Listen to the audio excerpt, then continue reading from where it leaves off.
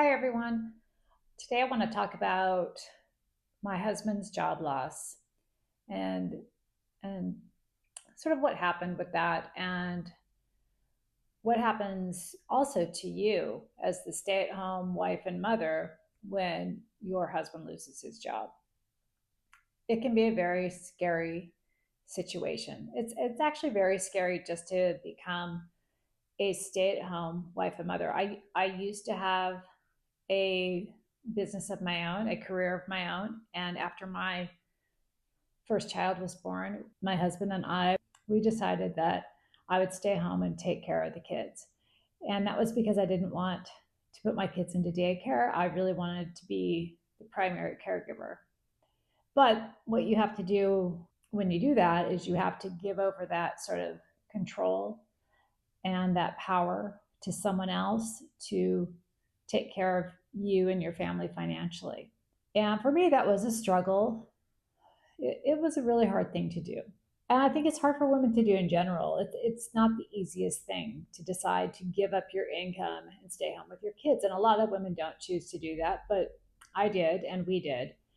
And so it's fine as long as the job is secure. But when it's not secure, it can create a lot of anxiety. I guess I should kind of start from the beginning. So as we're getting older, so this is the story is as we've gotten older, we have always sort of had this feeling that it would be harder to stay employed because he works in high tech. And in high tech, you're constantly having these younger, tech savvy people coming up that have the latest and greatest education. And as he moved up the corporate ladder, there's sort of less and less positions available. And then those positions that are available, we notice there's a lot more fighting or politics going on to get those higher positions because there's less of them, I guess. So that's always been a fear that we had, that at some point there's just less jobs available and you're getting older and they're going to get rid of you. And then it finally happened. So our feeling was correct. We did not know when it was going to happen. And I guess you're never totally prepared until it does happen. But I think it happened shortly after he turned 50. And we were not really totally prepared. We had savings and stuff like that. So we were going to be okay for a while, but we had really huge expenses as well. So let me tell you kind of what happened. My husband was at his job for 4 years, and about after his third year into it, he could feel that things were starting to kind of get really stressful and really political, and we felt like after a while this isn't changing. It's not going away. People aren't getting better. It's just kind of slowly getting worse. And so he started looking for a job about 3 years after he had this job. And it was a very large corporation. You would probably all recognize the name of this company, but I'm not going to say it here. So he started looking for a job. And usually, when my husband had gone to look for a job, it would take him a couple weeks to a couple months to find a job. It would be really fast because what he does is just something that's really in demand. But this time was different. The jobs weren't coming around, the interviews weren't coming around as fast. It just wasn't happening like it had always happened in the past. So we were pretty surprised.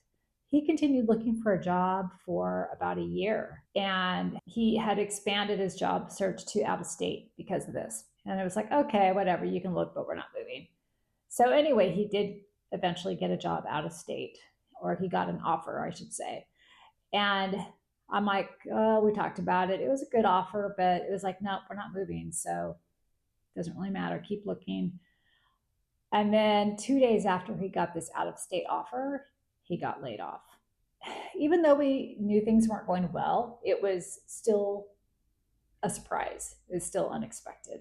And it had never happened before. He had never been laid off before. So he was always this, highly valued employee. You could always tell he was highly valued. And now suddenly he wasn't highly valued. The politics at work sort of got in the way. It's really scary. It's scary as the spouse because I know that even if I go back to work, I don't make the money that he made, and I can't support our household the way he can. So I felt pretty powerless in that. And I'm sure he felt terrible because he's been used to being able to provide, and all of a sudden, the job's gone. So anyway, he had this other offer. He's out of state. We weren't going to take it, and then suddenly he's laid off, and we're like, oh, he hadn't turned it down yet. So suddenly we're like, I guess we need to take this other job. But it meant moving our entire family out of state and our kids out of their schools. So we did. We ended up doing it. We sold our house.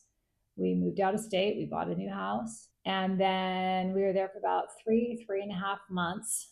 And COVID started. Everything went remote at that point. My kids' school went remote. My husband's job went remote. We were all pretty isolated. My kids had just started making friends. When you weren't in someone's sort of close friendship group at that time, they didn't invite you into their sort of bubble. Like people started to kind of do those bubbles and pods or whatever you want to call it. We weren't in anybody's bubble. So it was really difficult. We only had a few people who would even spend time with us at all since nobody knew us very well.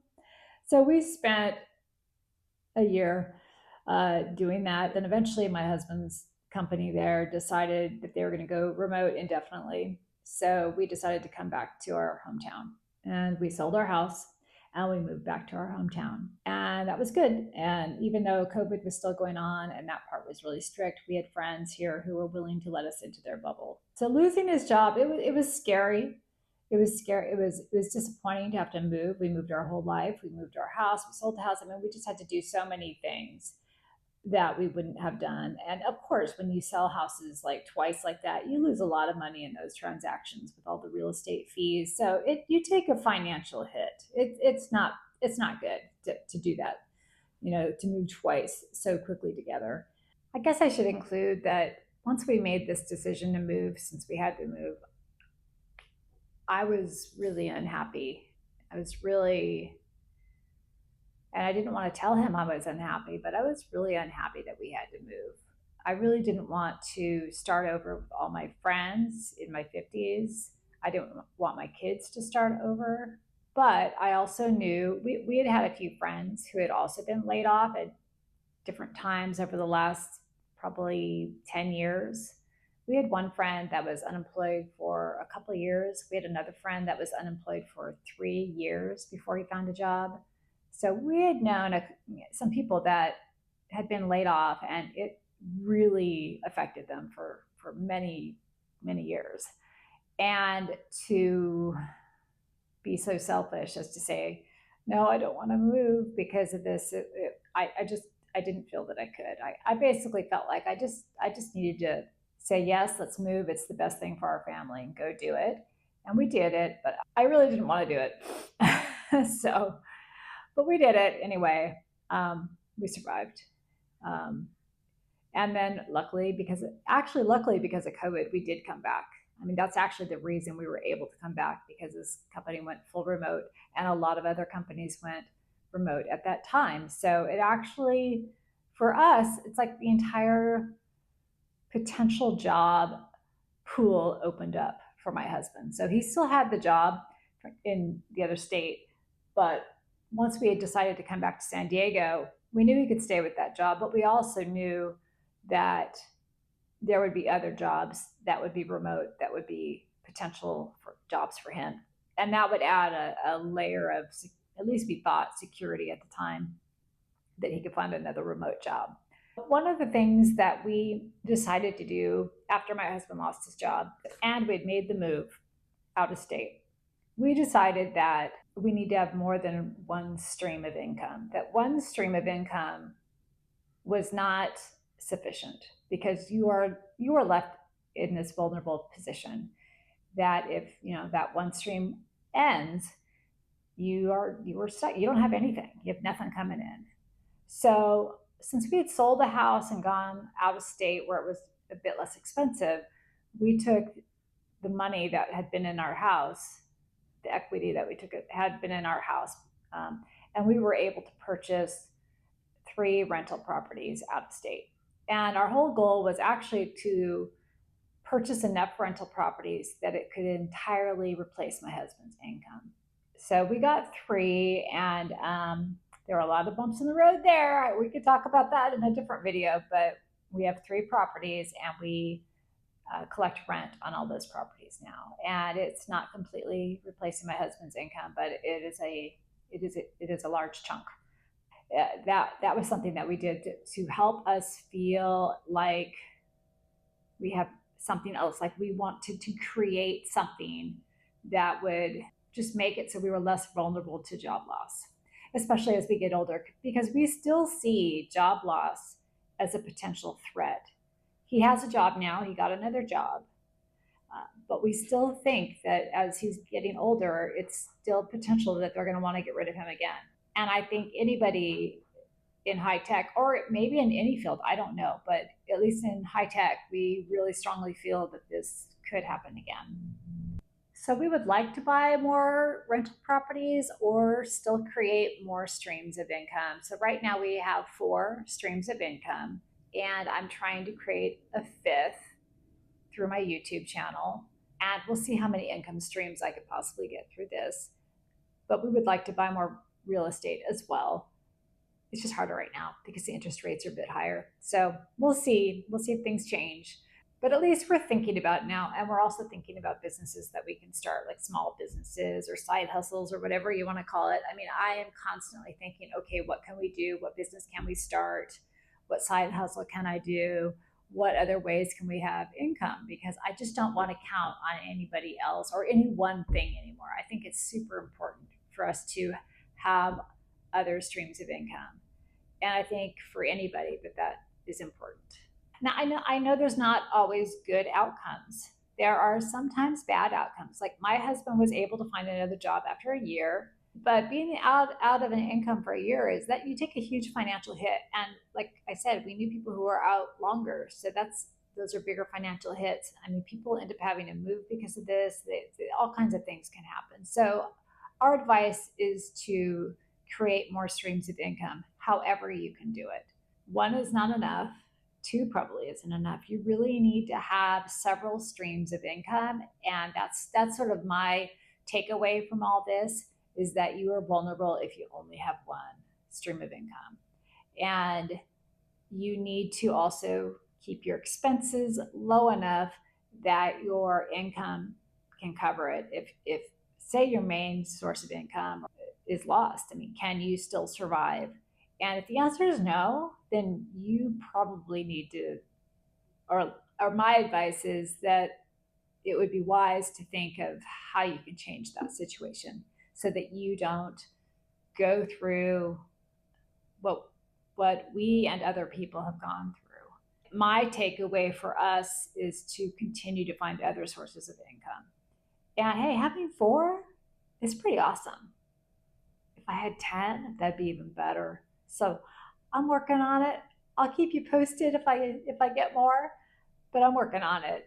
And I encourage you to do the same if you're interested in this at all. If you've been thinking about doing something that might create some income for your family, whether it's a small business or a side hustle or whatever, I encourage you to give it a shot and see what happens. The worst that can happen is you make no more money. That's how it is anyway. All right, so that's actually just part 1 of the job loss story. There's going to be more later because more did happen, and but I think small doses might be good. And so that was the first job loss. We had more bad luck with jobs. And so that's why I continue to think this is probably really important for a lot of people to look out for this as they get older. All right, more to come. Bye-bye.